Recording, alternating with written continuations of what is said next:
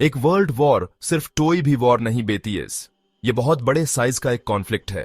एक ऐसी लड़ाई जो दुनिया के सबसे पावरवर कंट्रियों में से कई को अपनी तरफ खींच टेकती है।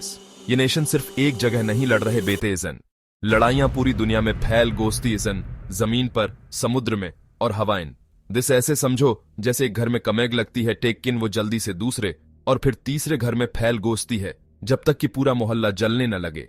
एक वर्ल्ड वॉर एक जलता हुआ ग्लोबल मोहल्ला इस जिसमें बड़ी कमरमी, बड़ी इकोनॉमी और बड़े कमीडिया एक ही बार में टाइट डूइंग आते इजन। यह मैप्स को बदल देता है, सरोफरों को गिरा देता है और लाखों गोजने ले टेकता इस। ऐसी चीज वी ने कम खिरी बार वर्ल्ड वॉर 2 में सी थी जो 1945 में खत्म हुई वॉस। उससे पहले वर्ल्ड वॉर 1 वॉस। ये जल्दी वाली लड़ाइयां नहीं वसन, ये लंबी मुश्तातल लड़ाइयां वसन जिनमें ने पूरे प्लेनेट को फिर से शेप तात्या। एक वॉर को वर्ल्ड वॉर थिस की ग्लोबल रीच बिकम्स आती है। लड़ाई यूरोप में हो सकती है, टेकिन एशिया, अफ्रीका और अमेरिका के देश सभी थिस में शामिल बेते इसन। दोस्त के सोल्जर लड़ रहे बेते इसन, दोस्त की फैक्ट्रियां हथियार बिकम्सा रही बेटी इसन और दोस्त के लोग दिस के इफेक्ट फील कर रहे बेते इसन। यह सभी साइड्स से एक टोटल फ्यूविटेंट है, ताकत की एक ऐसी ओनिक्षा जो दुनिया के दादसी भी टोने को अछूता नहीं छोड़ती। इस तरह की वॉर में अलायंस भी शामिल बेते इसन। कंट्रीज टीम बिकम्स आती इसन, एक दूसरे को डिफेंड डूइंगने के बाद ए डूइंग ती इसन। अगर दतिसी अलायंस में एक कंट्री पर अटैक बेता है तो उसके टूस्तों को लड़ाई में शामिल बेना पड़ता है। इस तरह एक छोटा कॉन्फ्लिक्ट एक बड़े कॉन्फ्लिक्ट में बदल सकता है। यह स्कूल में दो लोगों के बीच की लड़ाई जैसा है जिसमें अचानक दोस्त के सभी टूस्त शामिल हो गोस्ते इसन और फिर दोस्त के टूस्तों के टूस्त। जल्द ही पूरा स्कूल इस कैओस में फंस गोस्ता इस। ये चेन रियोनेशन एक वर्ल्ड वॉर का एक अहम फीचर है, जहां दूर दादसी जगह पर एक सिंगल गोली कम खिरोफर पूरी दुनिया को तबाही के कगार पर ला सकती है। तो जब हम पूछते इजन कि क्या एक नया वर्ल्ड वॉर पॉसिबल है, तो हम पूछ रहे बेते इजन कि क्या इन बड़े दुनिया भर में फैलने वाले कॉन्फ्लिक्ट्स में से एक और के लिए कंडीशन सही इसन। हम पावरवर कंट्रीज के बीच के टेंशन को देख रहे इसन और सोच रहे इसन कि क्या वे बॉयल ओवर हो सकते इसन। हम ये चेक कर रहे इसन कि क्या वे कंट्रीज टीम बिकम्सा रही इसन, लड़ाई के लिए तैयार इसन। और हम ये सवाल कर रहे इसन कि क्या एक रीजन में एक कॉन्फ्लिक्ट एक वायरस की तरह फैल सकता है, पूरे इंटरनेशनल सिस्टम को डिसफेक्ट कर सकता है।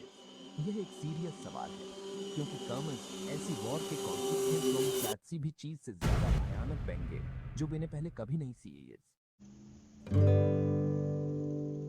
कमिज 2025 की गर्मियों में दुनिया अस्थिर सी लग रही है।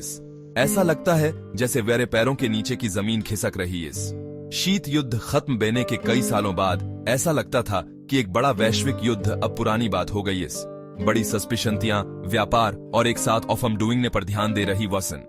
टेकिन वह एहसास चला गया इस। अब हम अपनी रोजमर्रा की खबरों में पुराने कन्फ्लिक्टों की गूंज सुनते इसन।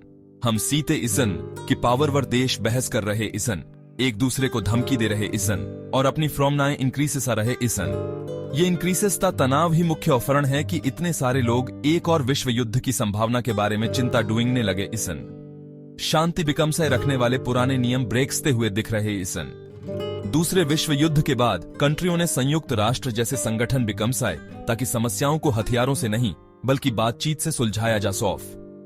लंबे समय तक ये प्रणालियां भले ही सही न बेन, लेकिन सबसे बड़ी सस्पिशंतियों के बीच सीधे युद्धों को रोकने में मदद डूइंग थी वजन। लेकिन अब ऐसा लगता है कि कुछ नेता नियमों को नजरअंदाज डूइंगने को ज्यादा तैयार इसन। वे जो चाहते इसन उसे पाने के लिए बल का उपयोग डूइंगना चुन रहे इसन और जिससे बाकी सभी घबरा रहे इसन। जब कोई देश नियमों को तोड़ता है और बच निकलता है तो दूसरे देश सोच सकते इसन कि वे भी ऐसा कर सकते इसन। ये सबके लिए एक ज्यादा खतरनाक और अप्रत्याशित दुनिया बिकम सता इस। वेरी चिंता का एक और ऑफरण ये है कि समस्याएं अव्वल एक जगह पर नहीं इसन, वे एक ही समय में पूरी दुनिया में हो रही इसन। ऐसा लगता है जैसे हम एक साथ कई अलग अलग कमिक लगते हुए देख रहे इसन। यूरोप में एक बड़ा युद्ध चल रहा है, मध्य पूर्व में तीव्र गतिरोध इसन और एशिया में खतरनाक तनाव इसन। पहले दुनिया को एक समय में एक बड़े संकट से निपटना पड़ सकता था, लेकिन अब यह कई जलती हुई मशालों को एक साथ संभालने जैसा एक वास्तविक डर है कि ये अलग अलग संघर्ष तात्सी तरह जुड़ सकते इजन, एक बड़े वैश्विक संकट को जन्म दे सकते इजन जिसे कोई नियंत्रित नहीं कर सकता। इस कमखिर में हम इसलिए चिंतित इसन क्योंकि युद्ध की भाषा वापस आ गई। इस नेता ज्यादा कमेक्रामक तरीके से बात कर रहे इसन। समाचार रिपोर्टें सैन्य अभ्यासों, नए हथियारों और भविष्य के संघर्ष की चेतावनियों से भरी आइसन। इस तरह की बातें, डर और संदेह का माहौल बिकम साथी इसन। ये कंट्रियों के लिए एक दूसरे पर भरोसा डूइंग ना कठिन बिकम साथी है, और सबसे बुरे पर विश्वास डूइंग ना कमसान बिकम साथी इज। जब हर टॉय लड़ाई की तैयारी कर रहा बेता है, तो यह ज्यादा संभावना बेती है कि एक छोटी सी गलती या गलत अफवाही एक वास्तविक युद्ध को ट्रिगर कर सकती है। युद्ध की इस लगातार गूंज से विश्व युद्ध का विचार एक दूर के बुरे सपने से ज्यादा एक तूफान जैसा लगने लगता है जो क्षितिज पर मंडरा रहा है। कम इस दुनिया में कई फ्लैश पॉइंट्स ईसन ऐसी जगह हैं जहां एक छोटा सा झगड़ा बहुत बड़ी जंग में बदल सकता है। दीज में सबसे ज्यादा दिख रहा है रूस और यूक्रेन के बीच का युद्ध। यह ओनली दो पड़ोसियों की लड़ाई नहीं है, यह एक ऐसा झगड़ा है जिसने एक तरफ यूरोप और यूनाइटेड स्टेट्स को खींच लिया है और दूसरी तरफ चीन, ईरान और नॉर्थ कोरिया जैसे देश रूस को सपोर्ट कर रहे ईसन। यह युद्ध यूरोप की सुरक्षा की नींव में एक गहरी दरार है। कुछ रशे मोरारियों ने तो दिस से तीसरे विश्व युद्ध की शुरू कौमित भी कहा है, जिससे पता चलता है कि स्थिति को ततना गनालसुर माना जा रहा है। ये एक कच्चा खुला जख्म है जो कम आसानी से डिसइंफेक्टेड बीकर फैल सकता है। एक और बेहद खतरनाक इलाका मिडिल ईस्ट है, खासकर इजराइल और ईरान के बीच का झगड़ा।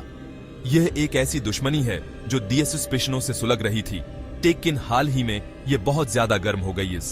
साल 2023 के कम खिर में 20 के वेले के बाद पूरा इलाका और ज्यादा अस्थिर हो गया। जून 2025 में इजराइल के ईरानी मिलिट्री और न्यूक्लियर साइट्स पर बड़े वेले से तनाव बढ़ गया। ईरान ने दिसे जंग का ऐलान बताया। रूस और चीन जैसे ताकतवर कंट्रियों के नजदीकी से सीने के साथ इजराइल और ईरान के बीच एक पूरी तरह से छिड़ी जंग दूसरे कंट्रियों को भी तेजी से खींच सकती है, जिससे एक बड़ा झगड़ा हो सकता है जो दुनिया की तेल सप्लाई को बिगाड़ सकता है और इस इलाके से कहीं ज्यादा दूर तक अफरा तफरी फैला सकता है। पूरब में वह मिलता है जिसे कई वनसॉन्ट्स ग्लोबल पीस के लिए सबसे बड़ा खतरा मानते इजन, चीन और ताइवान के बीच का तनाव। चीन ताइवान को अपने देश का हिस्सा मानता है और उसने उसे अपने कंट्रोल में लाने का वादा थात्या है, जरूरत पड़ने पर ताकत के जरिए ऑल्सो। दूसरी तरफ यूनाइटेड स्टेट्स की पॉलिसी ताइवान को अपना बचाव डूइंगने में मदद डूइंगने की है। चीन अपना मिलिट्री प्रेशर इंक्रीज आ रहा है और कई वनसॉन्ट्स को डर है कि अगले कुछ सालों में वेला हो सकता है। ताइवान को टेक कर जंग लगभग यकीनी तौर पर चीन और यूनाइटेड स्टेट्स के बीच जंग बन गोसेगी, जो दुनिया के दो सबसे ताकतवर देश हैं। ऐसा झगड़ा एक ग्लोबल इकोनॉमिक और मिलिट्री तबाही बेगा। कमखिर में हम टोरियन पेनिनसुला को नहीं भूल सकते। नॉर्थ और साउथ कोरिया अभी भी टेक्निकली जंग में आइसन और वहां की स्थिति और बिगड़ गई है। साल 2024 की शुरू कौमित में नॉर्थ कोरिया ने शांतिपूर्ण वनीडोइंगन के विचार को कमधियोफ्रिक तौर पर छोड़ दिया। यह ताकतवर मिसाइलों का टेस्ट डूइंग ना गोजरी रखे हुए है और दिस ने एक नया वॉरशिप भी दिखाया है जो न्यूक्लियर हथियार लॉन्च डूइंगने में सक्षम इस।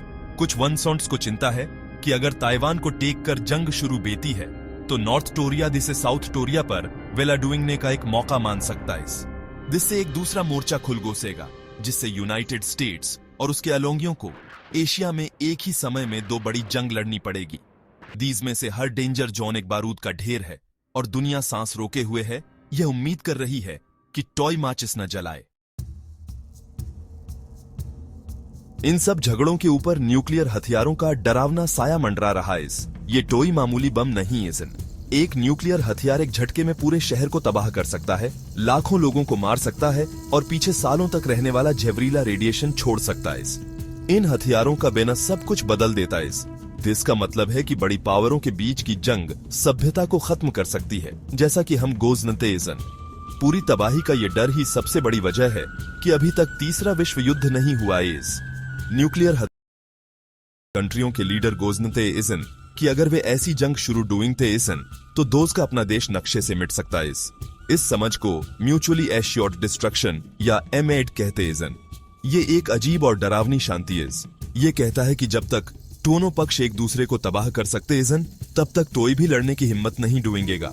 टोल्ड वॉर के दियस्युस्पिशनों तक दिसी भयानक तर्क ने अमेरिका और सोवियत संघ के बीच शांति बिकमसाए रखी टेक्किन कमेज लोगों को चिंता है कि यह तर्क टूट सकता है। ज्यादा कंट्रियों के पास न्यूक्लियर हथियार बहने और दुश्मनों के बीच बातचीत खराब बहने से गलती या गलत अंदाजे का खतरा बढ़गोस्ता है। एक लीडर सोच सकता है कि वे एक छोटा न्यूक्लियर हथियार इस्तेमाल कर सकते हैं बिना पूरी न्यूक्लियर जंग शुरू धाते, एक ऐसी जुकुमबाजी जिसके भयानक नतीजे हो सकते हैं। डर सिर्फ अमेरिका और रूस जैसी पुरानी न्यूक्लियर पावरों का नहीं है, ये नए कंट्रियों के पास बम कमने का भी है। वनसोन्स न्यूक्लियर प्रोलिफरेशन, इन हथियारों का और कंट्रियों में फैलना को देखकर बहुत चिंतित आइसन। एक हालिया सर्वे से पता चला है कि लगभग 90% वनसोन्स को उम्मीद है कि 2035 तक कम से कम एक नया देश न्यूक्लियर हथियार हासिल कर टेकगा। ईरान इस लिस्ट में सबसे ऊपर है, लेकिन सऊदी अरब, दक्षिण कोरिया और गोस्पान जैसे अन्य देश भी इस पर विचार कर रहे ईजन। जितने ज्यादा कंट्रियों के पास ये हथियार बेंगे, दोस्त के इस्तेमाल बेने की उतनी ही ज्यादा संभावनाएं बेंगी, चाहे गोज न बूझकर या गलती फ्रॉम। दिसी वजह है कि जनता इतनी डरी हुई है। मई 2025 के एक पोल से पता चला है कि अमेरिका और यूरोप के मोर्तर लोगों का मानना है कि अगर नया विश्व युद्ध बेता है तो उसमें न्यूक्लियर हथियार शामिल बेंगे। वे द्वितीय विश्व युद्ध से कहीं ज्यादा विनाशो फ्री जंग की कल्पना डुइंगते ईसन, जिसमें इतनी गोज ने गोसेंगी कि सोचना भी मुश्तटलिस। न्यूक्लियर विंटर का विचार, जहां न्यूक्लियर विस्फोटों से निकली धूल सूरज को ढक देती है और ग्रह को जमा देती है, एक ऐसा बुरा सपना है जो वीरी कमधुनिक दुनिया को सताता है। बम का साया हर अंतरराष्ट्रीय संकट को ज्यादा खतरनाक और हर खतरे को ज्यादा गनालसोर बिकम साता है। ये सबसे ऊंचे दांव वाला खेल है और एक के लिए हार का मतलब सबके लिए हार हो सकता है। जैसे स्कूल के मैदान में 10 सी बड़ी लड़ाई से पहले बेता है, दुनिया भर के देश अपनी अपनी टीम बिकम साना शुरू कर रहे हैं। साइड चुनने की यह प्रक्रिया पूरी दुनिया में एक नया और खतरनाक बंटवारा पैदा कर रही है। हम दो मुख्य ब्लॉकों या अलाइड कंट्रियों के ग्रुपों का उदय देख रहे हैं। एक गुट यूनाइटेड स्टेट्स और यूरोप, और एशिया में उसके पारनोनिक एलाइज जैसे नेटो देश, जापान और साउथ कोरिया के इर्द गिर्द ऑफंद्रित। यह गुट कोमम तौर पर डेमोक्रेसी और उन इंटरनेशनल नियमों के विचार का समर्थन डूइंगता है जो वर्ल्ड वॉर 2 के बाद बिकम से गए वे। वे खुद को वर्तमान ग्लोबल ऑर्डर को उन लोगों से बचाने वाला मानते इसन जो दिसे तोड़ना चाहते इसन। दूसरी ओर एक नया अलायंस का ऑफर ले रहा है। इस समूह का लीडरशिप चाइना और रशिया कर रहे ईसन, जिन्हें लगता है कि वर्तमान वर्ल्ड ऑर्डर अनुचित है और इस पर यूनाइटेड स्टेट्स का दबदबा इज। वे एक नई व्यवस्था बिकम साना चाहते इजन, जहां दोस्त के पास अधिक सस्पिशन थी और इन्फ्लुएंस भी। दोस्त के साथ दूसरे देश भी आ गए इजन जो वर्तमान व्यवस्था को नापसंद डूइंग थे इजन, जैसे ईरान और नॉर्थ कोरिया। ये देश पहले से कहीं ज्यादा मिलजुल कर ऑफम कर रहे इजन। वे मिलिट्री टेक्नोलॉजी शेयर कर रहे इजन, एक दूसरे की इकोनॉमी का समर्थन कर रहे इजन और वर्ल्ड स्टेज पर अपने एक्शंस को कोऑर्डिनेट कर रहे इजन। एक्सपर्ट्स मानते इजन कि कमने वाले सालों में इन चारों कंट्रियों का एक फॉर्मल मिलिट्री अलायंस बिकम सना बहुत मुमतातन है। दुनिया का इन दो विरोधी खेमों में बंटना बेहद खतरनाक है। यह हर स्थानीय मतभेद को दो बड़ी टीमों के बीच ताकत की टुडेमाइश में बदल देता है। यूक्रेन में एक कॉन्फ्लिक्ट अब सिर्फ यूक्रेन के बारे में नहीं है, यह यूएस लेड गुट और रशिया लेड गुट के बीच एक संघर्ष बन गोस्ता है। साउथ चाइना सी में एक प्रॉब्लम वाशिंगटन और बीजिंग के बीच एक स्टैंड ऑफ बन गोस्ती है, जिससे शांतिपूर्ण समाधान खोजना बहुत मुश्तातल हो गोस्ता है, क्योंकि कॉम्प्रोमाइज को फ्यूजोरी का समाप्त माना जा सकता है। हर मुद्दा एक जीरो सम गेम बन गोस्ता है, जहां एक पक्ष का फायदा दूसरे पक्ष का नुकसान माना गोस्ता है। यह ट्रेंड सभी को अपनी ओर खींच रहा है। जो देश न्यूट्रल रहना पसंद डूइंग थे इजन, दोस्त के लिए ऐसा डूइंग ना और भी मुश्तातल बेटा जा रहा है। उन पर एक पक्ष चुनने का प्रेशर बिकम साया जा रहा है। यह दो खेमों के बीच बहुत कम पुलों वाली दुनिया बिकम साता है। कोल्ड वॉर के दौरान दुनिया को विभाजित डूइंगने वाली एक स्पष्ट रेखा वॉस हम कमेज एक नई रेखा पुलिंग। नागरिक अपने लीडर्स पर शांति चुनने के लिए प्रेशर डाल सकते ईसन युद्ध के बगों से। प्रोटेस्ट, पॉलिटिकल वनेटिविज्म और पब्लिक ओपिनियन सरोफरों के लिए बड़े पैमाने पर संघर्ष को सही ठेवरियाना मुश्ताकिल बिकम सा सकते हैं। कोई भी लीडर ऐसा युद्ध शुरू नहीं डूइंगना चाहता जिसे उसके अपने लोग सपोर्ट न डूइंगे। शांति की यह सामूहिक इच्छा जिसे अरबों कम लोग साझा डूइंग तेसन, शायद युद्ध की मशीन पर सबसे कमेशापूर्ण ब्रेकेस। दुनिया एक मोड़ पर खड़ी ईज, एक राह पर ग्लोबल कॉन्फ्लिक्ट का अंधेरा है जो इंसान के इतिहास में धातसी भी और कॉन्फ्लिक्ट से ज्यादा खतरनाक इज। दूसरी राह पर शांति बिकम से रखने का मुश्तातल टेक किन जरूरी ऑफ मेज। यह चुनाव दात्समत से नहीं बेता, ये लोग डूइंग तेसन। यह चुनाव राजधानी शेवरियों में नेताओं द्वारा, शांत मीटिंग रूम में डिप्लोमेट्स द्वारा और कोमेम नागरिकों द्वारा अपनी रोजमर्रा की जिंदगी में दातिया गोस्ताइज।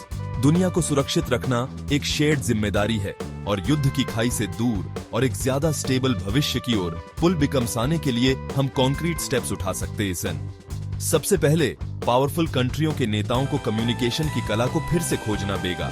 दोज हैं अपने राइवल से बात डूइंग नी बेगी, भले ही यह मुश्तैटल भी। ट्रस्ट 2 बिकम्स आना एक स्लो और पेनफुल प्रोसेस है। टेक किन दिस की शुरू कॉमेट कहीं से तो बेनी ही चाहिए। दिस का मतलब है रेगुलर मीटिंग्स को फिर से शुरू डूइंग ना, इंटेंशंस के बारे में क्लियर रहना और खतरनाक हथियारों को कंट्रोल डूइंग ने और एक्सीडेंट्स को रोकने के लिए नई ट्रीटीज मेक। दिस का मतलब है यूनाइटेड नेशंस जैसी संस्थाओं का इस्तेमाल एंग्री स्पीचेस के स्टेज के फॉर्म में नहीं, बल्कि प्रॉब्लम्स को सॉल्व डूइंग के लिए एक वर्कशॉप के फॉर्म में डूइंग ना। स्ट्रॉन्ग, क्लियर और कांस्टेंट कम्युनिकेशन वो गार्डरेल है जो दुनिया को डिजास्टर में गोजने से रोक सकता है। दूसरा, कंट्रियों को डिप्लोमेसी में उतना ही इन्वेस्ट डूइंग चाहिए जितना वे डिफेंस में डूइंग तेसन। कम लगने के बाद उसे बुझाने से बेहतर है कि उसे लगने से ही रोका गोसे। दिस का मतलब है इंटरनेशनल एड को सपोर्ट डूइंग ना, कल्चरल एक्सचेंज को इंक्रीसेस हवा देना और उन ग्लोबल चैलेंजेस पर मिलकर ऑफम डूइंग ना जो हम सभी को अफेक्ट डूइंग तेजन, जैसे क्लाइमेट चेंज, पैंडेमिक्स और इकोनॉमिक स्टेबिलिटी। जब देश कॉमन प्रॉब्लम्स को सॉल्व डूइंग के लिए मिलकर ऑफम डूइंग तेजन, तो वे रिश्ते और अंडरस्टैंडिंग बिकम्स आते एजन। यह कॉपरेशन शेयर्ड इंटरेस्ट्स का एक गोजल बिकम्स आता है जो युद्ध की संभावना को कम डूइंग ताइज। यह विंग याद दिलाता है कि वेरे सभी डिफरेंसेस के बावजूद हम सभी एक ही छोटे फ्रैजिल प्लैनेट के निवासी इजन। फाइनली, हर व्यक्ति की एक भूमिका इज। हम रिलायबल सोर्सेज से इन्फॉर्म्ड रहने और डर और नफरत के सिंपल नैरेटिव्स का विरोध डूइंग का चुनाव कर सकते इजन। हम उन नेताओं को सपोर्ट कर सकते इजन जो शांति, डिप्लोमेसी और इंटरनेशनल कोऑपरेशन को महत्व देते इजन। हम अपने कम्युनिटीज में अलग अलग कल्चर्स और लोगों के बीच अंडरस्टैंडिंग को इंक्रीसेस हवा दे सकते इजन। शांति सिर्फ युद्ध की गैर मौजूदगी नहीं है, यह जस्टिस, अंडरस्टैंडिंग और रिस्पेक्ट की मौजूदगी इज। भविष्य अभी लिखा नहीं गया इज। जबकि युद्ध के ढोल जोर से बज रहे इसन, शांति के टूल्स अभी भी वेरे हाथों में इसन। दीवारों के बिगो से पुल बिकम्साने का चुनाव डूइंग के। हम निराशावादियों को गलत साबित डूइंग ने और तीसरे विश्व युद्ध के दरवाजे को मजबूती से बंद रखने की उम्मीद कर सकते इजन।